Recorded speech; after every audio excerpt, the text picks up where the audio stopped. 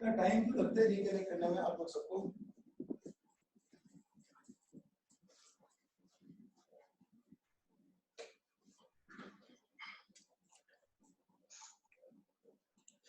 या अल्लाह।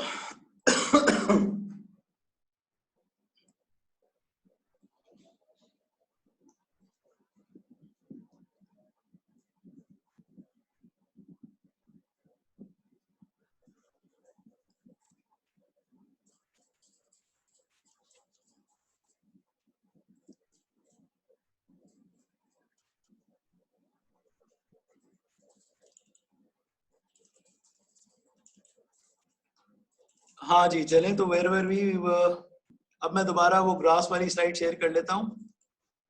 ठीक है, तो अभी मैंने जो आप लोगों को डायग्रामेटिकली बताया, representative of the entire subsystem example of फिकेट कंट्रोलर, ये पहली वाली बात बताई, या फिर representative of the entire use case scenario. ठीक है ना, और यूज केस वाला काम आप ऑलरेडी देख चुके हैं, उसको भी हम इसीलिए उसका नाम कंट्रोल क्लास भी रखा गया है। ठीक है, कंट्रोल क्लास कभी भी रीयूजेबिलिटी को सोचते हुए नहीं बनाई जाती। फिर एक बच्चे का सवाल भी था कि अगर ऐसा सिनेरियो आ जाए कि वो सिनेरियो पूरा का पूरा दूसरे सिस्टम में यूज हो रहा है तो बिल्कुल ठीक है, फिर हम उसको रीयूज कर सकते हैं, किसने मना किया, सही है, लेकिन इसके चांसेस कम है। लेकिन कंट्रोलर का मकसद ये होता है कि यूआई डिजाइन करने वाले प्रोग्रामर्स और बिजनेस लॉजिक पे काम करने वाले डिजाइन प्रोग्रामर्स दोनों एक दूसरे की क्लासेस से रिलेट ना हो। एक कंट्रोलर एक चीज हो जिसके थ्रू वो लोग आपस में कम्युनिकेट करें। क्लियर है जी? कोई सवाल, कोई सवाल, कोई कंफ्यूजन? अभी देखो 21 लोग, फिर दोबारा पता नहीं 5-6 लोग कहाँ गायब हो गए।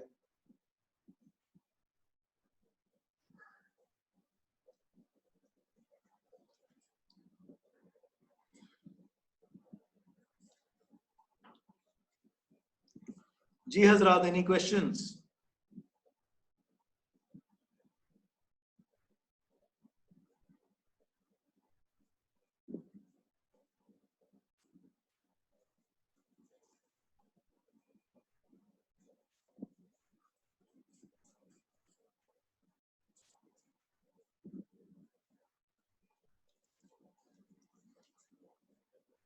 क्या हो गया, तुम लोग की आवाजें ही नहीं निकली? अनम्यूट कर दूं क्या? चलो अनम्यूट कर दिया हमने।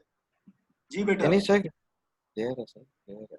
अच्छा अब देखो, assigning a responsibility for receiving and handling a system event message to a class. System event message हमेशा हाई लेवल मैसेज होता है।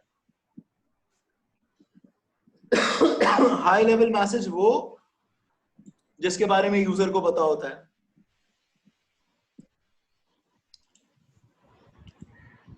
ये जिम्मेदारी कभी भी do not assign these responsibilities to view classes.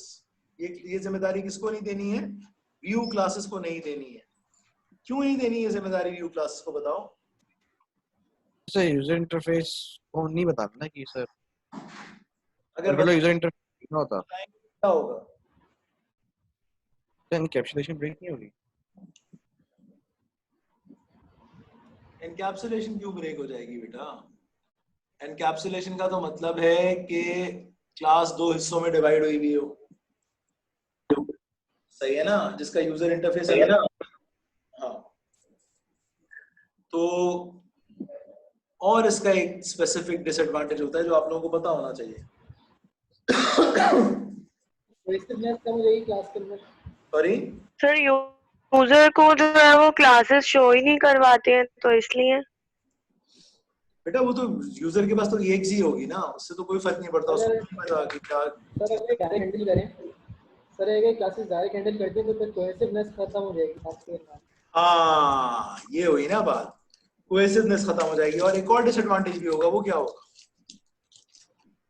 Sir के इंटरेक्शन जो इंफॉर्मेशन एक्सपर्ट है उसमें मसला आएगा सर। नहीं देखो, सी शार्प की क्लास, सी शार्प में अगर आप लोगों को कोडिंग आती है तो सी शार्प का कोड आप कहाँ कहाँ यूज कर सकते हो?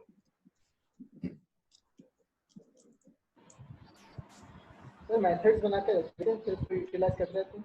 नहीं, सी शार्प का कोड आप लोग कहाँ कहाँ यूज कर सकते हो? वीएस पे यूज कर सकते हैं। आप ये फ्रेम MVC में यूज कर सकते हो, आप ASP.NET में यूज कर सकते हो, आप कंसोल एप्लीकेशन में यूज कर सकते हो, आप विंडोज एप्लीकेशन। ये बात सबको समझ में आती है? जी सर। और वो बेचारा Yes, sir. चला नहीं बेचारा, वरना विंडोज मोबाइल में भी यूज कर सकते हो। सही है, विंडोज मोबाइल की जो फ्रेमवर्क है वो पूरा फेल हो गया एंड्रॉइड की वजह से। Store app. हाँ, वरना आप चाहो तो आप उसमें भी यूज कर सकते थे। ये जितने भी मैंने 5-6 फ्रेमवर्क्स के नाम लिए, इन सब की यूआई क्लासेस अलग है। ये बात समझ में आती है सबको? Yes, sir. इन सब की क्या चीज अलग है? Wise. यूआईज अलग है। आज अगर मेरा कस्टमर मुझे एक काम देता है और मेरा कस्टमर मुझे कहता है कि भाई आप मेरा सिस्टम जो है वो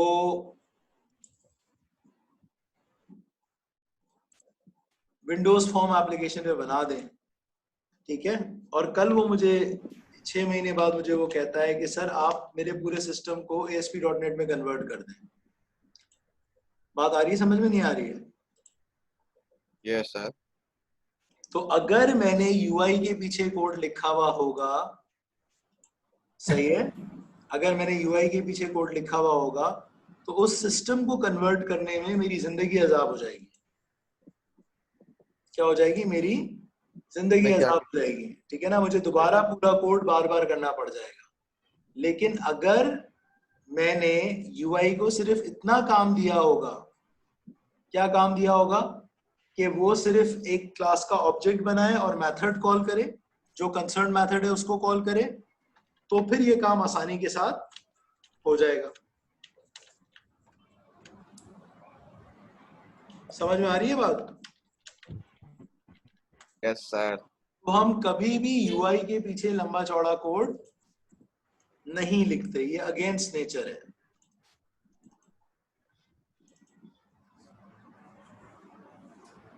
जी, अब इसमें कोई सवाल है तो पूछो। तो इसीलिए इन्होंने आपसे क्या कहा है, इसीलिए इन्होंने आपसे यहां पर ये चीज कही है कि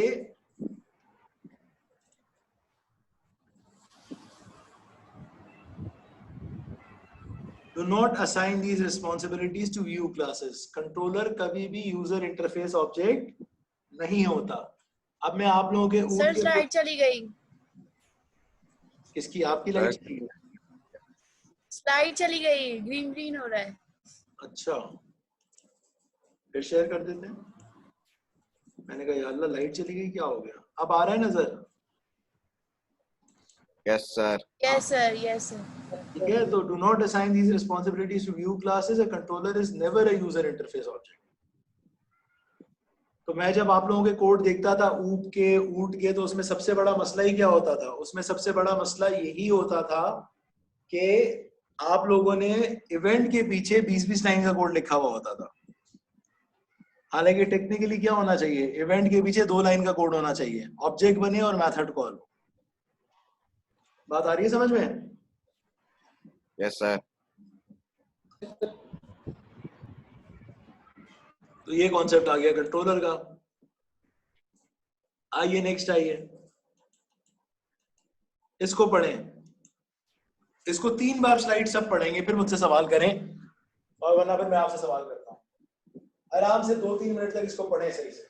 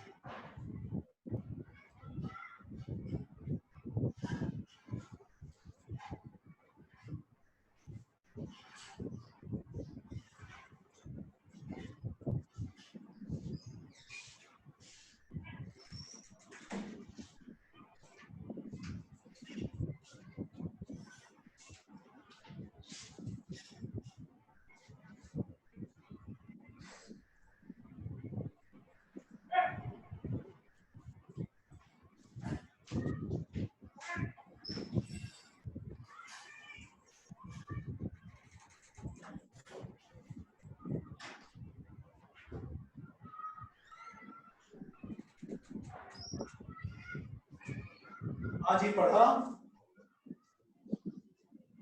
Yes, sir. कुछ समझ में आया है? सिर्फ यस सर कर रहे हो? नहीं सर, समझ में तो आया सर। हाँ, यस सर, समझ में आया है sir. very good, very good.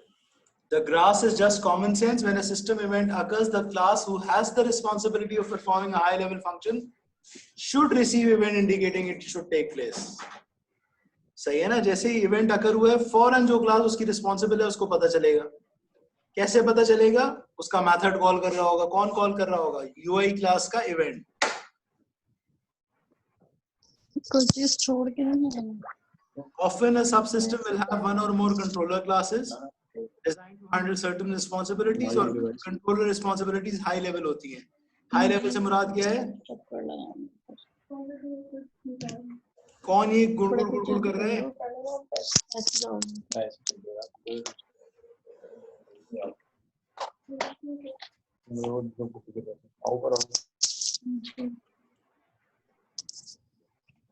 बेटा सब पता चल रहा है तुम्हारे घर के बारे में मुझे, कनी सकीना,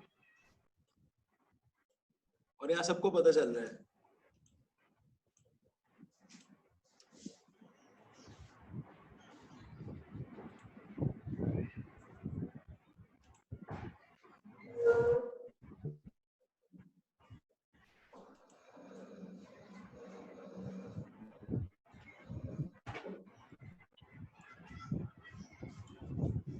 जी भाई, कोई सवाल, कोई कंफ्यूजन है तो पूछे।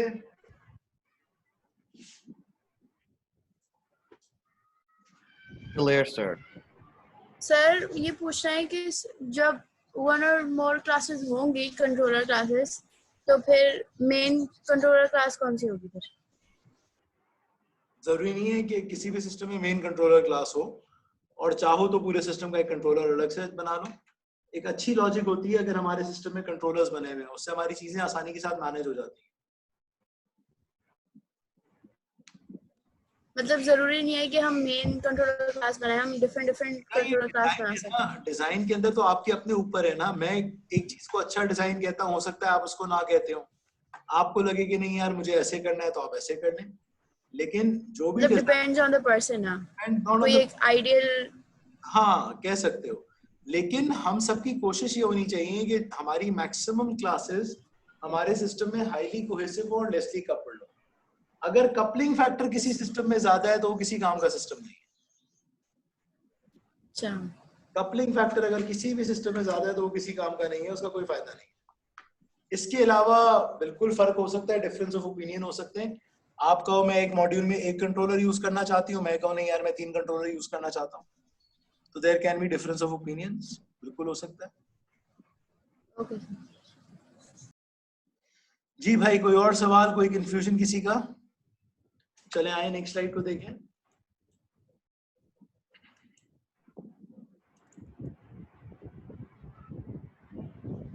और controller responsibilities are extremely high level. High level responsibilities कौन सी होती हैं? जो जल्दी बताएं, जो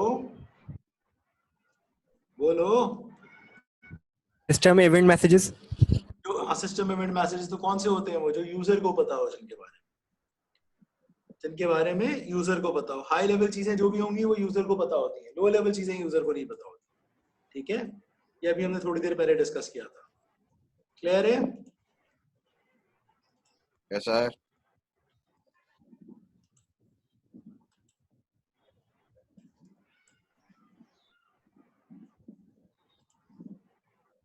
चलें जी, अब कहाँ गई हमारी स्लाइड्स?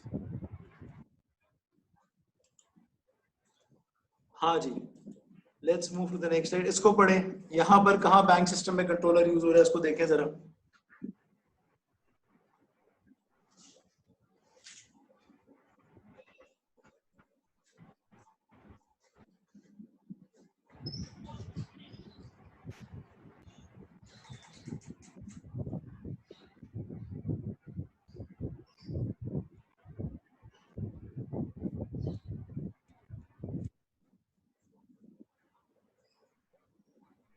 सर मतलब ट्रांजैक्शन कंट्रोलर जो है उसके अंदर ये जो मेथड्स के नाम लिखे हुए हैं, ये सारे मेथड ट्रांजैक्शन कंट्रोलर के अंदर होंगे। जब यूजर उसमें क्लिक करेगा, एग्जीक्यूट बिल पेमेंट में बटन में क्लिक करेगा, उसके इंटरफेस में क्लिक करेगा, तो ये मेथड स्टार्ट होंगे।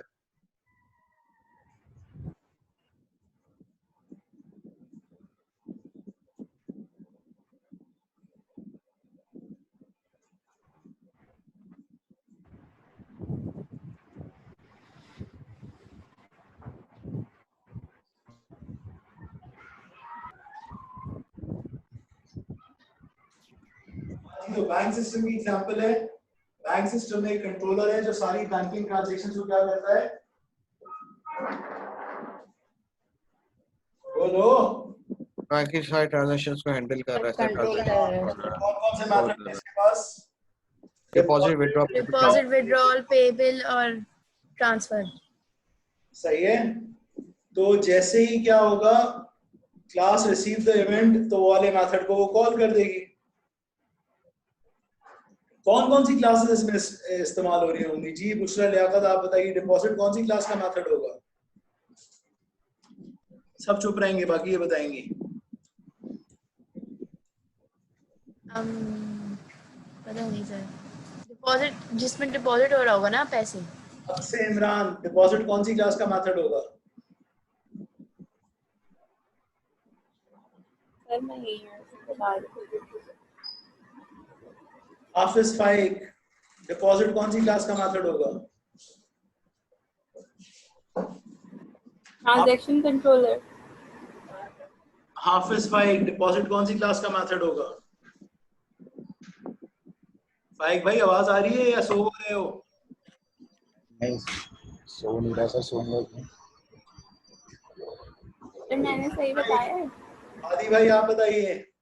सर ट्रांजैक्शन कंट्रोलर की क्लास का। हाँ गुड्डे, वो तो होगा, लेकिन कंट्रोलर क्या करता है? थोड़ी देर पहले पढ़ा है, कंट्रोलर क्या करता है? कंट्रोलर बहुत सारी दूसरी सर सारे ऑब्जेक्ट्स क्रिएट कर देते हैं। हैंडल करता है सारे ऑब्जेक्ट्स को।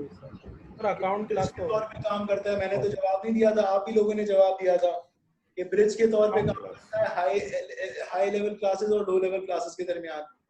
तो हाई लेवल क्लासेस में यूजर इंटरफेस आ गए, लो लेवल क्लासेस में से डिपॉजिट कौन सी क्लास का मेथड है मेरी जान? क्या हो गया तुम लोगों को? ट्रांजैक्शन क्लास का होगा ना सर? बेटा ट्रांजैक्शन कंट्रोलर में तो डिफाइन हुआ होगा ना। मैंने सर कंट्रोलर में नहीं, सर क्लास कंट्रोलर में का नहीं। मेथड होगा, सर ये अकाउंट्स का होगा। वो कॉल कर रहा होगा नीचे किसको? अकाउंट की क्लास को कॉल कर रहा होगा। विड्रॉ कौन सी क्लास का मेथड होगा? सर ये भी अकाउंट्स का होगा। Very good. पे बिल अकाउंट्स का ही होगा सर। पे बिल कौन सी क्लास का मेथड? अकाउंट्स का, पे बिल अकाउंट्स कौन का। सी क्लास का मेथड होगा? बिलिंग की क्लास। बिलिंग का या रिलेशनशिप क्लास बन का रहा है सर method अकाउंट। होगा। अगर ये भी अकाउंट का होने लग गया बुशरा लियाकत, तो ये कंट्रोलर क्यों कहलाएगा अगर एक ही क्लास को कॉल करना है तो? सर लेकिन इसमें तो बिल का अकाउंट से रिलेटेड ही तो है ना। नहीं ना मेरा बच्चा, बिल अलग चीज होती है ना। बिल तो या बिजली का बिल होता है, या क्रेडिट कार्ड का बिल होता है, या कोई यूटिलिटी बिल होता है। अकाउंट में कहाँ से बिल आ गया? ट्रांसफर कौन सी क्लास का मेथड होगा?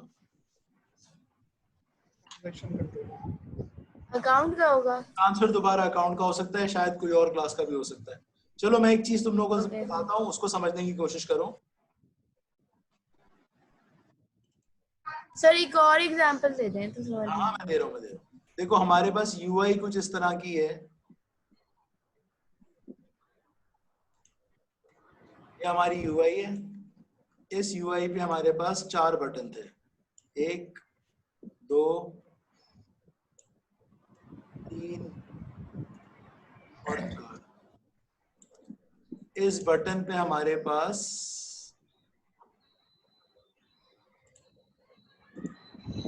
डिपॉजिट,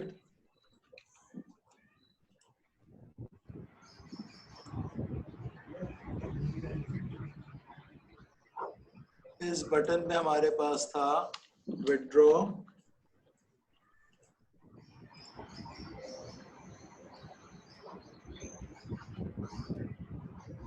इस बटन पे हमारे पास था ट्रांसफर, और इस बटन पे हमारे पास था पे। ठीक है, ये हमारे पास यूआई थी यूजर की। अब हमने क्या काम किया, हमने इधर एक और चीज खड़ी कर दी और इसका हमने नाम रख दिया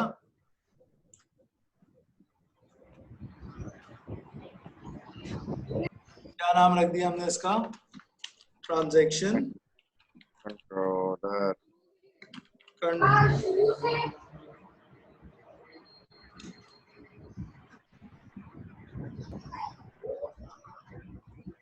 सही है भाई?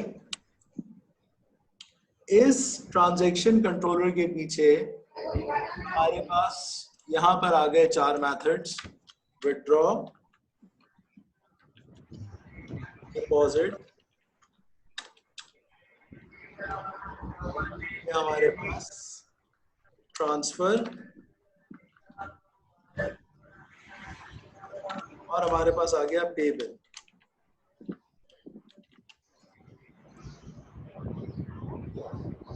ठीक है, यहां तक कोई कंफ्यूजन?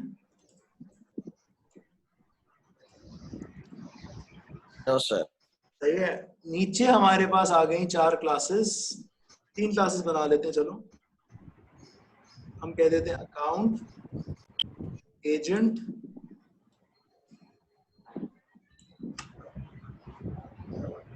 यहाँ पर है हमारे पास अकाउंट, अकाउंट में हमारे पास है डिपॉजिट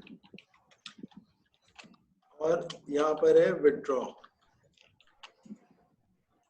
ठीक है भाई, यहाँ पर है हमारे पास बिल, बिल में हमारे पास है पे बिल,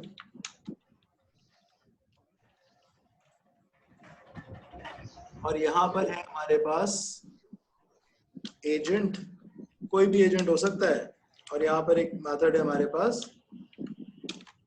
वैसे तो अकाउंट ट्रांसफर भी हो सकता है, लेकिन मैं एक और क्लास ले रहा हूँ ताकि आपको पता चले कि लोअर एंड क्लासेस ज्यादा हो सकती हैं। ठीक है भाई। सर आप ये एजेंट में ट्रांसफर कौन सा वाला ट्रांसफर लगा रहे हैं? एजेंट है, कोई भी एजेंट ट्रांसफर कर सकता है, अपने से किसी और को ट्रांसफर कर सकता है, किसी और एजेंट को ट्रांसफर कर सकता है, लेकिन जो एक्चुअल कोड है वो नीचे वाली क्लासेस में इम्प्लीमेंट हुआ हुआ है। इसमें इम्प्लीमेंट हुआ हुआ है जो नीचे 3 क्लासेस हैं। अकाउंट के डिपॉजिट के पास डिपॉजिट का पूरा कोड लिखा हुआ है, अकाउंट के विड्रॉ के पास विड्रॉ का पूरा कोड लिखा हुआ है, पे बिल का पूरा कोड बिल के पास लिखा हुआ है, और ट्रांसफर का पूरा कोड किसके पास लिखा हुआ है? एजेंट के पास लिखा हुआ है। यहाँ तक बात समझ में आती है? Yes sir. अब जैसे ही ये वाला डिपॉजिट कॉल होता है, यहाँ पर क्या होगा? यहाँ पर आएगा इसका क्लिक इवेंट, और इसके क्लिक इवेंट के अंदर क्या होगा? ट्रांजैक्शन कंट्रोलर, ट्रांजैक्शन कंट्रोलर का डिपॉजिट वाला हो जाएगा, ऑब्जेक्ट बन जाएगा उसका। TC is equals to new transaction, या आगे इसका, और हम कहेंगे TC डॉट डिपॉजिट। डिपॉजिट। ये बात समझ में आती है सबको? Yes sir. Yes sir. ये इसके क्लिक इवेंट के पीछे, इसको और थोड़ा अच्छा कर लो ताकि आप लोगों को समझ में आ जाए। सर आ रहा है। ठीक है, ये सिंपल ट्रांजैक्शन कंट्रोलर का कंस्ट्रक्टर कॉल करने के बाद, यानी उसका ऑब्जेक्ट बनाने के बाद डिपॉजिट मेथड कॉल कर देगा। ठीक है, और ये वाला डिपॉजिट क्या कर रहा होगा बताओ? सर ये वाला डिपॉजिट कौन सा वाला सर? ये वाला डिपॉजिट, सर ये वाला डिपॉजिट तो क्लिक पे आ रहा होगा ना, बटन के क्लिक पे आ रहा होगा, ये अकाउंट से इसकी डिटेल्स आ रही होंगी सारी। हाँ, तो इस डिपॉजिट के पीछे का कोड जल्दी से कोई लिखे, जल्दी लिखो, मुझे दिखाओ फिर क्या होगा। यहाँ लिखो चैट में।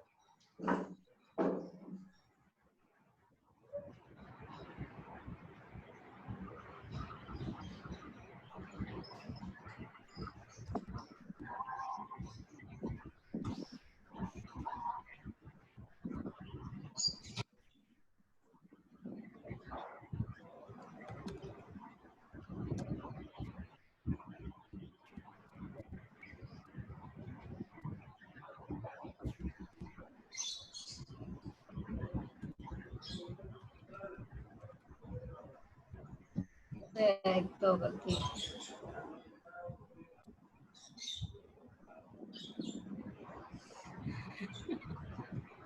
मैं सुनूंगी। अब डिलीट ऑप्शन में होना चाहिए था यार, क्या अजाब है। हाँ जी, किसने लिखा?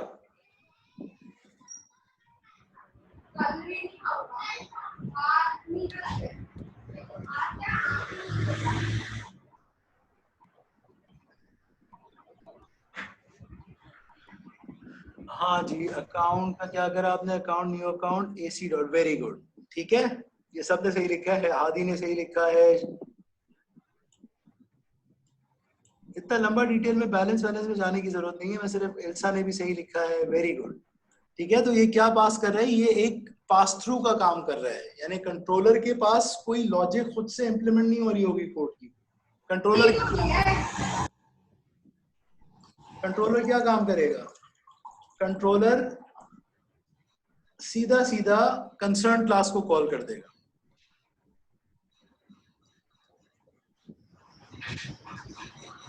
समझ आ गई सर। क्लियर है? इसमें कोई सवाल या कोई कंफ्यूजन है तो पूछें। Yes sir.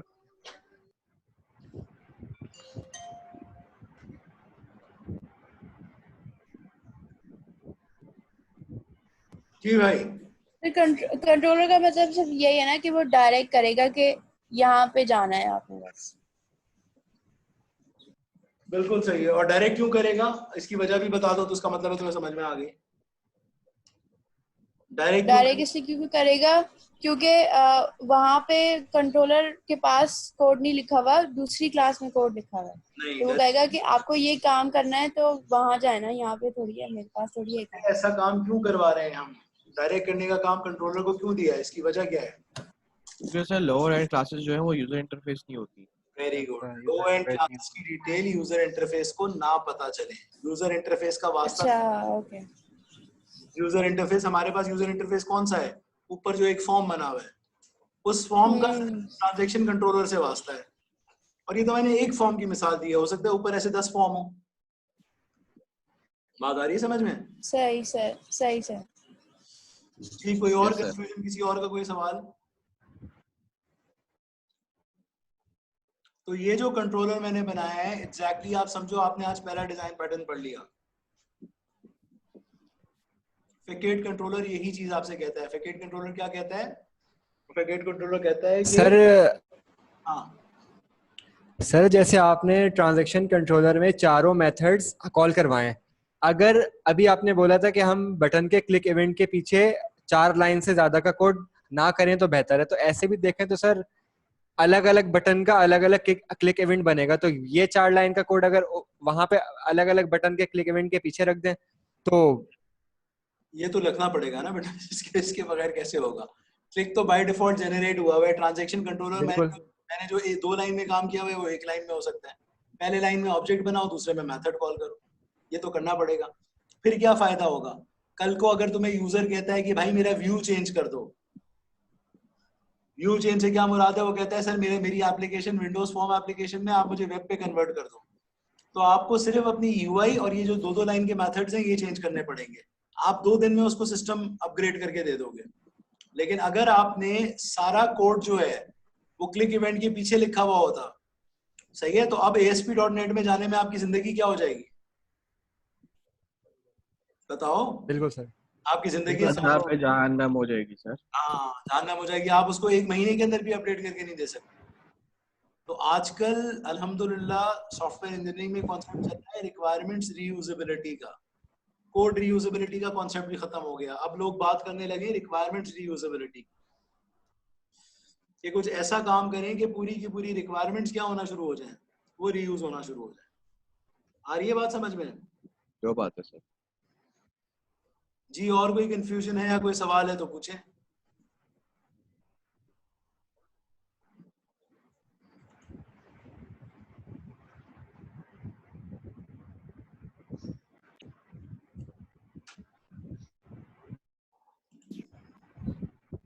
आप लोगों का स्क्रीन शेयर मैंने हटाया, दोबारा मैं वो खोलता हूँ, लेकिन आपकी मेरे ख्याल में वीडियो 1 अपलोड हो चुकी है फेसबुक पे, तो उसका लिंक मैं वहां पे भी डाल देता हूँ आपके LMS पे, ताकि आप लोगों को कोई प्रॉब्लम ना हो।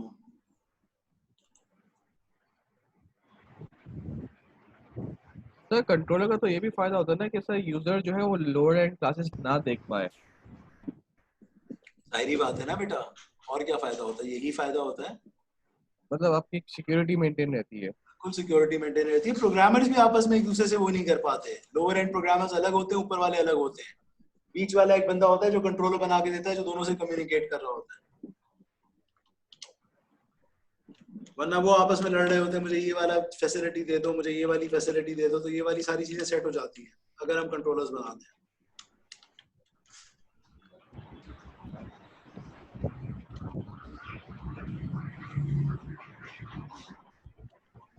जी भाई, और कोई सवाल?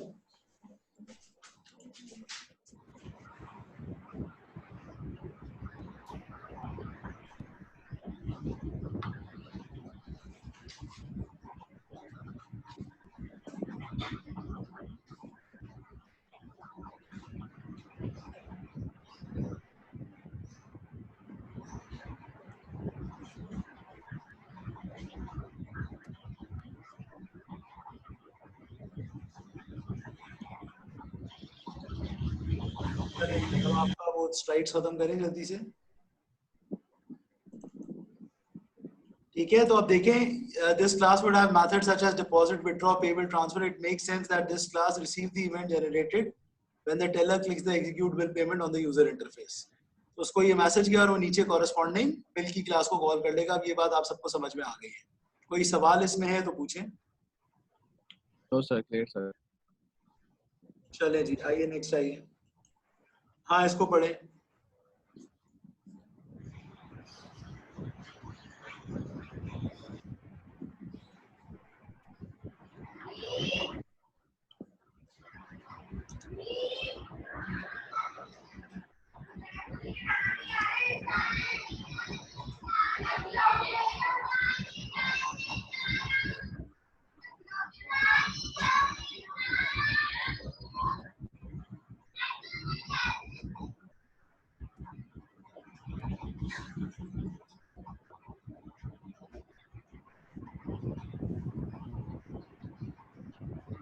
The view classes should not receive system events, generally should not receive. Reason for this is view classes they must call. अच्छा, ये वो यही कह रहा है कि view classes के अंदर भी आप बिल और ये डिपॉजिट और ट्रांसफर की फैसिलिटी नहीं लिख सकते हो। वो कॉरेस्पॉन्डिंग क्लास को जो है वो कॉल करें ताकि वो हैंडल, जो जैसा अभी मैंने आपको कोड में बताया। अगर आप ऐसा करोगे, यानी अगर आप कंट्रोलर नहीं बनाओगे तो क्या होगा? This couples the view with other classes. सही है ना? व्यू कपल हो जाएगा किसके साथ? अकाउंट की क्लास के साथ, बिल की क्लास के साथ, एजेंट की क्लास के साथ। और ये हम ऑलरेडी डिस्कस कर चुके हैं कि इसमें क्या मसाइल हैं। और सबसे बुरा काम कि आपने वो काम ही पूरा का पूरा व्यू क्लासेस को दे दिया। आपने कहा मैं सारा कोड ही किसके पीछे लिख देता हूँ? इवेंट के पीछे लिख देता हूँ। तो व्यू क्लासेस का बेसिक काम जो है वो यूजर इंटरफेस प्रोवाइड करना है, बिहेवियर या लॉजिक को इम्प्लीमेंट करना नहीं है। इस स्लाइड को देख लो, इसमें कोई कंफ्यूजन है तो मुझसे सवाल करें। मतलब वही वाली बात है, कोहेसिवनेस नहीं रहेगी ना फिर अगर व्यू को दे देंगे तो। बात है जो हम ऑलरेडी डिस्कस कर चुके हैं। Still if there is something which is bothering you, you people are more than welcome to ask. Sir, आपने बोला था कि अगर कंट्रोलर क्लास सिर्फ पास थ्रू का काम कर रही है तो हम एलिमिनेट कर सकते हैं कंट्रोलर को। बेटा वो कंट्रोलर क्लास के बारे में नहीं बोला था, वो कंट्रोल क्लास के बारे में बोला था। कंट्रोल क्लास एक यूज केस स्पेसिफिक होती है। कंट्रोलर जब हम बनाते हैं तो वो कभी भी एक यूज केस स्पेसिफिक नहीं होता, वो पूरे मॉड्यूल के लिए होती है। फर्क समझो, आ रही है बात समझ में?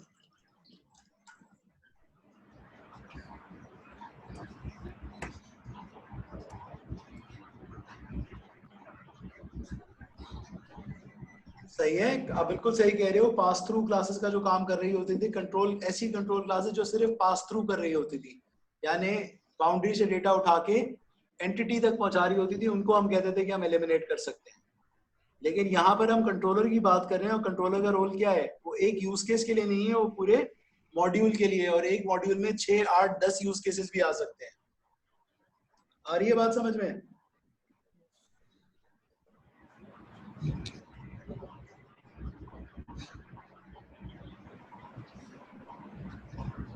हाँ जी बेटा, हाँ बोलो या ना बोलो। Yes sir, clear. नहीं, जिस बच्चे ने सवाल किया था वो हाँ या ना बोलो। Yes sir, yes yes. चलो इसको पढ़ो।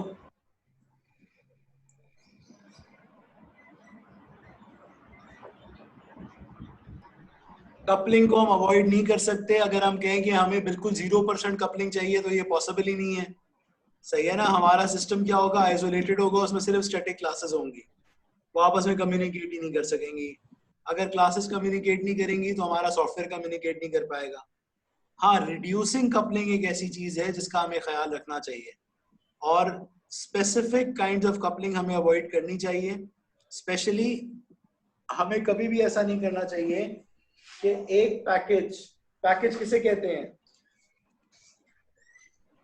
पैकेज किसे कहते हैं,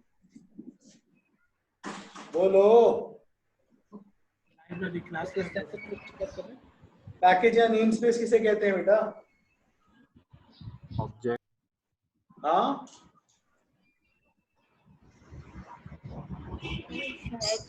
लाइब्रेरीज और नेम स्पेसेस। हाँ, नेम स्पेसेस क्या होते हैं इंसा खान? सर लाइब्रेरीज और नेम स्पेसेस को कहते हैं शायद हाँ, तो लाइब्रेरीज में क्या होता है, व्हाट आर लाइब्रेरीज? सर आपके लाइब्रेरीज के थ्रू हम जो है वो स्टैटिकली जो स्टैटिक क्लासेस और मेथड्स होते हैं उनको यूज कर रहे होते हैं। तो बेटा ग्रुप ऑफ क्लासेस होती है ना, चाहे लाइब्रेरीज हो जी। चाहे पैकेज हो, they are group of classes. जी तो हम दो पैकेजेस की क्लासेस के दरमियान कभी भी कपलिंग हमें क्रिएट नहीं करनी चाहिए। क्यों नहीं करनी चाहिए? उससे एक पैकेज की इंटरनल डिटेल्स दूसरे पैकेज के सामने वाजे हो जाती हैं। क्या हो जाती हैं?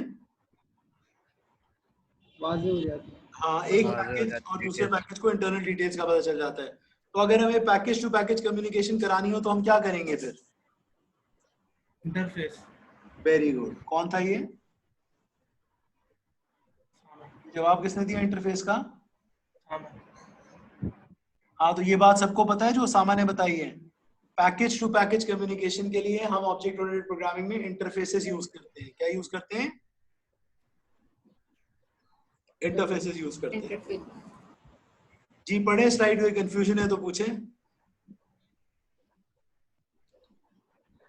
सब क्लियर है।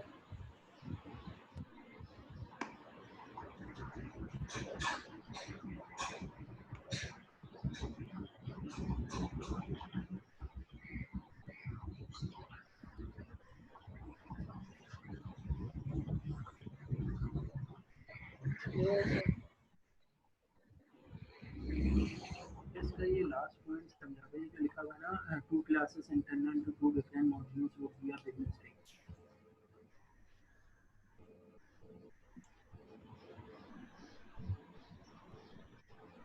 सेकंड पॉइंट समझा दें, कौन सा वाला बेटा? ये लास्ट पॉइंट जो है couple between two classes internal to two different modules. दो अलग अलग नेम स्पेसेस हैं या दो अलग अलग पैकेजेस हैं, उनमें दो अलग अलग क्लासेस हैं, उनके दरमियान कभी भी कपलिंग नहीं होनी चाहिए। चलो मीटिंग खत्म हो रही है, 4:30 हो रहे हैं, 4:55 पे वापस आ रहा हूँ, ठीक है? फिर ये वाली स्लाइड पे डिस्कस करके फिर आप लोगों का पूरा वो वाइवा और वो सब ले रहा हूँ, ठीक है बेटा?